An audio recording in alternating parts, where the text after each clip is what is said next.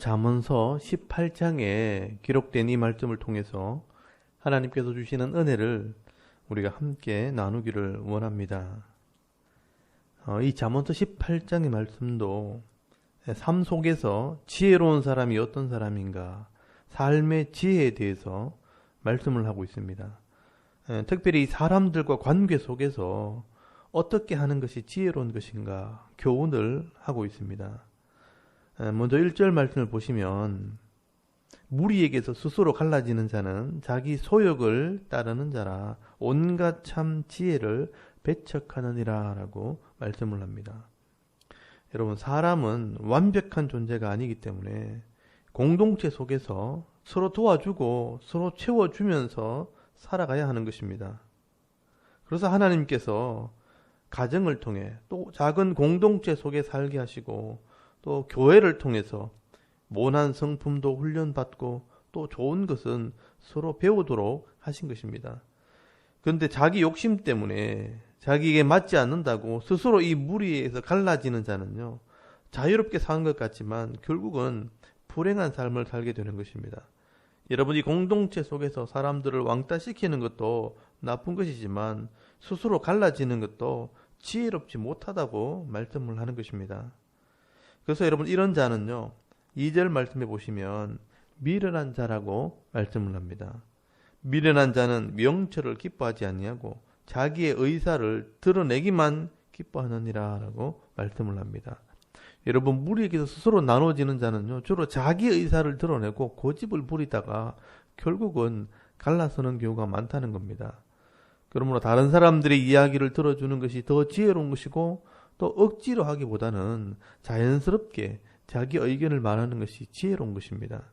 그래서 여러분, 4절 말씀에도 보시면 이 말에 대한 지혜를 말씀을 합니다. 명철한 사람의 입의 말은 깊은 물과 같고 지혜자의 샘은 솟구쳐 흐르는 내와 같으니라 라고 말씀을 합니다. 여러분, 명철한 자, 이 하나님 말씀을 깨달아 통찰력이 있는 자의 말은요, 깊은 물같이 많은 사람들에게 유익을 주기도 하고 또 흐르는 내처럼 지혜가 흘러나온다고 말씀을 합니다. 반면에 6절 말씀에 보시면 미련한 자의 입술은 다툼을 일으키고 그의 입은 매를 자청하느니라 라고 말씀을 합니다. 7절 말씀에도 미련한 자의 입은 그의 멸망이 되고 그 입의 입술은 그의 영혼에 그물이 되느니라 라고 말씀을 합니다. 여러분, 미련한 자, 이 하나님 말씀을 깨닫지 못하고 자기의 생각만 가지고 또 배려하지 않고 함부로 말을 하는 자는 결국 다른 사람들을 힘들게 할 뿐 아니라 스스로 괴로움을 당하게 됩니다. 서로 다툼을 일으키고 그물에 걸린 것처럼 고통을 당한다고 말씀을 하는 겁니다. 여러분, 8절에도 지혜롭지 못한 말에 대해서 말씀을 합니다. 남의 말하기를 좋아하는 자의 말은 별식과 같아서 뱃속 깊은 데로 내려가느니라 라고 말씀을 합니다. 여러분, 남의 말을 하기를 좋아한다는 것은 다른 사람의 험담을 말하는 겁니다. 여러분, 다른 사람들의 허물을 막 말하고 다니는 것은 맛있는 음식을 먹는 것처럼 좋아 보이지만 그것 때문에 상처를 받게 되면 오랫동안 남게 된다는 것입니다. 그리고 13절 말씀에도 사연을 듣기 전에 대답하는 자는 미련하고 욕을 당하느니라 라고 말씀을 합니다. 여러분, 조급하게 말하는 것이 지혜롭지 못하다는 것을 말씀을 하는 겁니다. 그리고 20절에도 말의 중요성을 이야기합니다. 사람의 입에서 나오는 열매로 말미암아 배부르게 되나니 곧 그의 입술에서 나오는 것으로 말미암아 만족하게 되느니라 라고 말씀을 합니다. 여러분, 말을 잘하면 배부르고 만족하고 또 더 풍성해질 수 있다는 겁니다.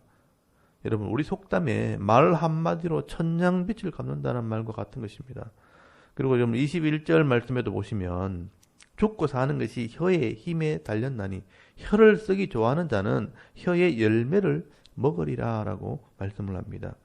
여러분, 이렇게 잠언에 말에 대한 중요성을 많이 이야기하는 것은 사람들은요, 말 때문에 먹고 사는 사람이 있는가 하면 바른 말 하지 않아서 거짓말을 말하고 또 상처를 주는 말을 하다가 결국은 갈라서고 서로 죽이는 일도 벌어지게 되는 것입니다.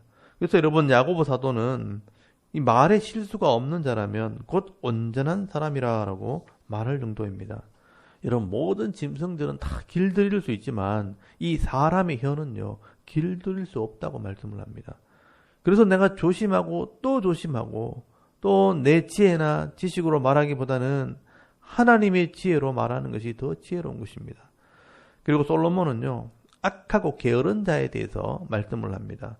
여러분 3절 말씀에 보시면요, 악한 자가 이를 때는 멸시도 따라오고 부끄러운 것이 이를 때는 능욕도 함께 오느니라 라고 말씀을 합니다.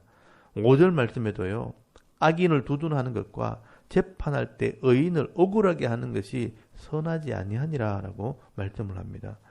여러분, 하나님을 몰라서 악을 행하고 또 악한 자의 편을 들어주는 것은요, 결국은 욕을 얻어먹게 되고 부끄러움을 당하게 되어 있습니다. 여러분, 지금도 이 우리나라에 이 공직에 있는 분들이요, 공정하지 못하고 또 자기 유익을 위해서 이렇게 법을 막 어기는데도 많은 사람들이 바르게 말하지 않고 이 악한 자의 편에 서서 악한 자들을 두둔하는 모습을 이렇게 보면서 얼마나 많은 사람들이 분노하고 손가락질하고 욕을 하는지 모릅니다. 그런데 여러분, 이런 수치를 당하면서도 부끄러워하지 않는 자들이요, 바로 미련한 자들이고 지혜가 없는 자들입니다. 여러분, 사람들은요, 시간이 지나면 잊어버릴지 모르지만 하나님께서는 그 죄를 반드시 심판하신다는 것을 알아야 합니다. 그리고 여러분 9절에는요, 게으른 자에 대해서 말씀을 합니다. 자기 일을 게을리하는 자는 패가하는 자의 형제니라 라고 말씀을 합니다. 여러분, 자기 할 일, 또 자기의 사업이나 자기의 사명을 게을리하는 자는요, 스스로 망하는 자와 같다고 말씀을 합니다. 여러분, 하나님께서 내게 주신 이 사명을요, 내가 감당하지 않는다면 아무도 그 일을 대신해 줄 사람은 없는 것입니다. 그리고 여러분 11절 말씀해 보시면, 세상에서는 이 부자의 재물은 그의 견고한 성이라 그가 높은 성벽같이 여기느니라 라고 말씀을 합니다. 사실 여러분, 세상에는요, 돈을 가진 자가 힘이 있는 것처럼 보일 수 있습니다. 그래서 여러분 23절 말씀해 보시면, 가난한 자는 간절한 말로 구하여도 부자는 엄한 말로 대답하느니라 라고 말씀을 합니다. 이 부자가 큰 소리를 친다는 겁니다. 그러나 여러분 12절에 말씀하는 것처럼 이 사람의 마음의 교만은 멸망의 선봉이요 겸손은 존귀의 앞잡이니라 라고 말씀을 합니다. 여러분, 아무리 돈이 많고 높은 지위를 가지고 있어도 여러분, 그것 때문에 교만함으로 하나님을 의지하지 않는다면 여러분, 얼마 가지 않아서 망하게 될 것입니다. 그러므로 정말 지혜로운 사람은 이 재물을 의지하기보다는요, 이 재물을 주신 하나님을 의지하는 자입니다. 그래서 여러분 10절 말씀해 보시면, 여호와의 이름은 견고한 망대라 의인은 그리로 달려가서 안전함을 얻느니라 라고 말씀을 하는 겁니다. 여러분, 부한 자도 가난한 자도 이 하나님의 이름을 의지하는 것이 지혜요, 또 내게 주신 것을 안전하게 지키는 길이라는 것을 말씀을 하는 것입니다. 그리고 여러분, 솔로몬은 몇 가지 삶의 지혜에 대해서 또 말씀을 합니다. 14절 말씀에, 사람의 심령은 그의 병을 능히 이기려니와 심령이 상하면 그것을 누가 일으키겠느냐라고 말씀을 합니다. 여러분, 사람들의 마음은요, 병을 이길 수 있다라고 말씀을 합니다. 잠언서 17장 22절 말씀에도 마음의 즐거움이 양약이 된다라고 말씀을 합니다. 결국 평안한 마음이요, 병을 이기고 불안한 마음이 병을 키우게 되는 겁니다. 그러므로 이 하나님 말씀을 통해서 평안함을 누리게 될 때 몸의 병도 이기게 되는 것입니다. 그리고 17절 말씀에, 홍사에서 먼저 온 사람의 말이 바른 것 같지만 그의 상대자가 와서 밝히느니라 라고 말씀을 합니다. 여러분, 다툼이 생겼을 때 절대로 한쪽의 말만 들어서는 안 된다는 겁니다. 양쪽의 말을 다 들어봐야 공정한 판단을 할 수 있는 것입니다. 그러므로 이 한쪽의 말만 듣고 사람을 판단하거나 쉽게 결정을 내리는 것은 어리석은 것입니다. 그리고 18절 말씀에, 제비 뽑는 것은 다툼을 거치게 하여 강한 자 사이에 해결하게 하느니라 라고 말씀을 합니다. 여러분, 뭔가 결정을 하기 힘들 때, 서로의 의견이 잘 맞지 않을 때 이 하나님의 뜻을 묻는 제일 좋은 방법이 바로 제비를 뽑는 것입니다. 여러분, 이 방법을 통해서 어려움을 잘 해결하는 지혜로운 자가 되시기를 바랍니다. 그리고 이런 19절 말씀에는 노엽게 한 형제와 화목하기가 견고한 성을 취하기보다 어려운즉 이러한 다툼은 산성 문빗장 같으니라 라고 말씀을 합니다. 여러분, 화가 난 상태에서 서로 의논하는 것은요, 지혜롭지 못하다는 것입니다. 그러면 형제들끼리 뭔가 의논하기 위해서는요, 먼저 좋은 관계를 만드는 것이 지혜로운 것입니다. 그리고 22절에는 아내를 얻는 자는 복을 얻고 여호와께 은총을 받는 자니라 라고 말씀을 합니다. 여러분, 아내는 돕는 배필이기 때문에 믿음의 아내를 얻는 것은 행복한 것입니다. 그리고 여러분, 아내도 이 남편은 머리고 이 가정의 울타리이기 때문에 든든한 남편을 얻는 것은 안전한 것입니다. 그러나 여러분, 지혜가 없는 사람은요, 서로를 막 힘들게 함으로 혼자 살 때보다 더 힘든 삶을 살게 되는 경우도 있다는 겁니다. 여러분, 이건 지혜롭지 못한 것입니다. 그러므로 여러분, 부부가 이 하나님의 마음과 지혜를 가지고 이 자신의 본분을 다하게 되면 결국 세상에서 줄 수 없는 그런 큰 기쁨과 이 복을 가정을 통해서 받게 되는 것입니다. 그리고 여러분, 24절에도 아무리 친구가 많아도 형제 같은 친구가 많지 않다고 말씀을 합니다. 많은 친구를 얻는 자는 해를 당하게 되거니와 어떤 친구는 형제보다 친밀하니라 라고 말씀을 합니다. 여러분, 형제보다 친한 친구가 있을 수 있지만 많은 친구를 얻는 자는 해를 당하기 쉽다고 말씀을 하는 것입니다. 여러분, 사람들은요, 다 욕심이 있고 또 죄성을 가지고 있기 때문에 자기 유익이 되지 않으면요, 친구가 되기 쉽지 않습니다. 그러나 우리가 정말 의지해야 할 친구가 있다면 바로 예수 그리스도이십니다. 여러분, 요한복음 15장 14절 말씀에 보시면 예수님께서 말씀하십니다. 너희는 내가 명령하는 대로 행하면 곧 나의 친구라 라고 말씀을 합니다. 여러분, 예수님은 우리를 구원하신 주님이 되시면서 또 우리 인생의 진정한 친구가 되어주시는 분입니다.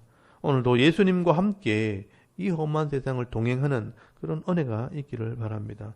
여러분, 솔로몬은요, 오늘 이 잠언서 18장 말씀을 통해서 이 자기 욕심에 갇혀서 교만하고 미련한 자가 되기보다는 하나님 말씀을 통해서 지혜롭고 또 명철한 자가 되어서 내게 주신 이 복을 잃어버리지 않는 자가 되라고 말씀을 하고 있는 것입니다.